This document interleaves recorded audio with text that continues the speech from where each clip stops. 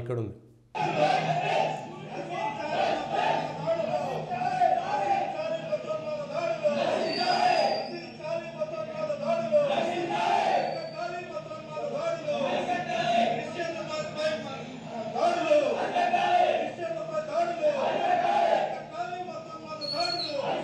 ఇది వాడోడు నిన్న పగడాల ప్రవీణ్ అట, పాస్టర్ ప్రవీణ్.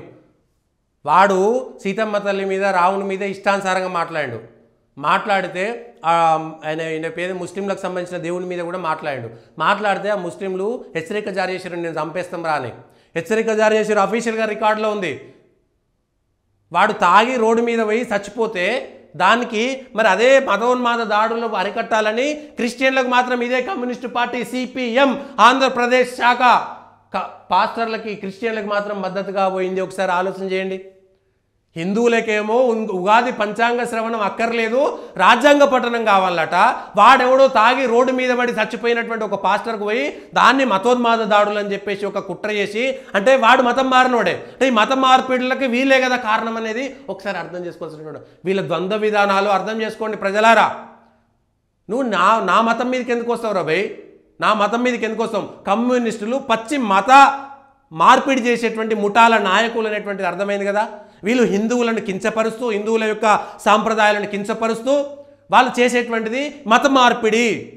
అంటే ఈ దేశం మొత్తం మతం మారిపోయిన తర్వాత ఈ దేశాన్ని ఆగం చేసేటువంటి కుట్ర, దానికి కమ్యూనిస్టు పార్టీ మద్దతు ఇస్తున్నది. రాజ్యాంగ వ్యతిరేకం మత మార్పిడి, వీళ్ళు రాజ్యాంగాన్ని కూడా వ్యతిరేకిస్తున్నారు. మళ్ళీ వీళ్ళు ఉగాది పంచాంగ శ్రవణాన్ని ఏమో వద్దట. వీళ్ళకు ఏడో పాస్టర్ తాగి చచ్చిపోయిన రోడ్డు మీద యాక్సిడెంట్ అయ్యి వారంతలు ఆడే పోలీసు వాళ్ళు చెప్పారు, ఆంధ్ర పోలీసు వాళ్ళు మళ్ళీ అన్ని తీసుకొచ్చి సికింద్రాబాద్లో తగలబెడుతున్నారు. అర్థం చేసుకోవాల్సినటువంటి అవసరం ఉంది ప్రజలారా. ఒక్కసారి వాడు తాగి చచ్చిపోతే దాన్ని మతోన్మత దాడులు వాళ్ళ పాస్టర్లకు లేదట.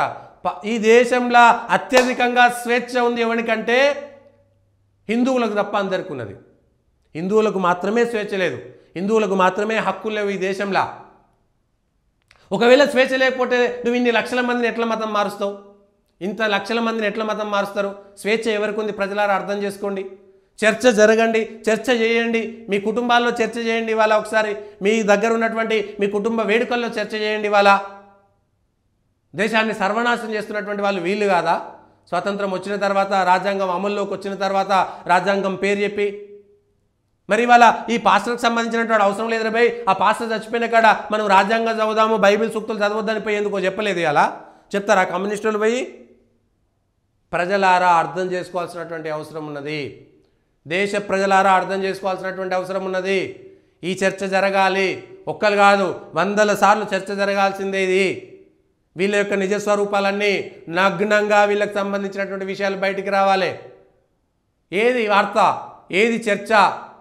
ఎంతసేపటికి నాకు అవి దొరకలే, ఇవి దొరకలేనే మాట్లాడుతున్నారు.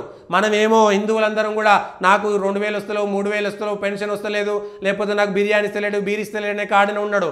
కానీ వాడు దొబ్బుతున్నాడు, మతాలు మారుస్తున్నాడు. తెల్లారు లేచేసరికి నీ చుట్టూ మతం మారినటువంటి వాళ్ళెతరు, నువ్వు మధ్యలో ఒంటరిగా ఉంటావు, నువ్వు ఎటు బతకలేనటువంటి పరిస్థితిలోకి వెళ్ళిపోతావు. ఇది జరిగిపోయేటువంటి పరిస్థితి ఉన్నది. దీనికి కమ్యూనిస్టులు సమాధానం చెప్పాలి. ఉగాది పంచాంగం ఏమో వద్దట, కానీ పాస్టర్లకు మద్దతు మాత్రం ముద్దట. దమ్ముందా కమ్యూనిస్టు నాయకులారా? ఇదే మాటని రంజాన్ రోజు, ఇదే మాటను మీరు క్రిస్మస్ రోజు మాట్లాడే దమ్ముందా? లేకపోతే అన్నీ మూసుకొని కూర్చోండి. ఇది కమ్యూనిస్టుల యొక్క నిజ స్వరూపం. భారతదేశంలో ఉన్నటువంటి హిందువులారా ఆలోచన చేయండి, దేశభక్తులారా ఆలోచన చేయండి. వీళ్ళు ఏ దేశం కోసం పోరాటం చేస్తున్నారో ఆలోచన చేయండి. వీళ్ళ యొక్క సిద్ధాంతాలలో, వీళ్ళ ఆఫీసులలో ఏ ఒక్క భారతీయుడి యొక్క ఫోటో ఉంటుందా? వాడెవడు Lenin, Stalin, Marxist, Mao, Dange, బాంగే ఎవడెవడో ఉంటాడు. ఎవడు ఈ దేశానికి సంబంధించినటువంటి వాడు స్ఫూర్తిదాయకం కానే కాదు వీళ్ళకి. ఈ దేశంలో వీనికి ఎవరికి ఈ దేశం యొక్క స్ఫూర్తి ఉండనే ఉండదు. వాడికి వివేకానందుడు అక్కర్లేదు, రాముడు అక్కర్లేదు, కృష్ణుడు అక్కర్లేదు, ఈ దేశంలో ఉన్నటువంటి ఏది అక్కర్లేదు. వాడికి విదేశీ భావజాలం మాత్రమే ముఖ్యం. ఒకసారి అర్థం చేసుకోవాల్సినటువంటి అవసరం ఉంది ప్రజలారా. అది మనం చెప్పాల్సినటువంటి అవసరం ఉన్నది, అది మనం చేయాల్సినటువంటి అవసరం ఉన్నది. ఏం చేస్తాము, ఏం చేయమనేటువంటి దానిపైన మనకు అవగాహన లేకపోతే ప్రజలు ఒక్కసారి ఈ దేశం ఎటుపోతుంది? దేశమే ముఖ్యం. ఎస్, నాకు తెలంగాణ కంటే, ఆంధ్ర కంటే దేశం ముఖ్యం, ఆ తర్వాతనే తెలంగాణ. దేశం ప్రథమం అనేటువంటి విధంగా ఉండాలి. మొట్టమొదట ఈ దేశం రెండో అంశం, ఈ దేశంలో హిందువులు మెజారిటీగా ఉన్నంత కాలం మాత్రమే స్వేచ్ఛ, స్వాతంత్రము, ప్రజాస్వామ్యము, హక్కులు, బాధ్యతలు అన్నీ ఉంటాయి. ఎందుకంటే మన కళ్ళ ముందు పాకిస్తాన్ మన నుంచి విడిపోయిన తర్వాత అక్కడ హక్కులు, ప్రజాస్వామ్యం, స్వేచ్ఛ, మానవత్వం, మనుషులు అనేటువంటివి లేవు. బంగ్లాదేశ్ మన నుంచి విడిపోయింది, అక్కడ హక్కులు, మనుషులు, మానవత్వం, స్వేచ్ఛ, మైనార్టీలు, మెజార్టీలు ఏమి చర్చకు లేవు. మనం కళ్ళ ముందే కనబడుతుంది. ప్రజలకు మనకిప్పుడుకి సిగ్గు రాకపోతే ప్రజలు మనం నాశనమయ్యేది. మన ముందు తరాలు మనం ఏదో బతికిపోతుండొచ్చు, మనం కన్న పిల్లలు, నెక్స్ట్ వచ్చేటువంటి తరాలన్నీ కూడా బానిసల బతుకులు బతకాల్సి వస్తాయి. ప్రజలారా అర్థం చేసుకోవాల్సినటువంటి అవసరం ఉంది. దానికి సంబంధించినటువంటి దాంట్లో మాట్లాడాల్సినటువంటి అవసరం కూడా ఉన్నది.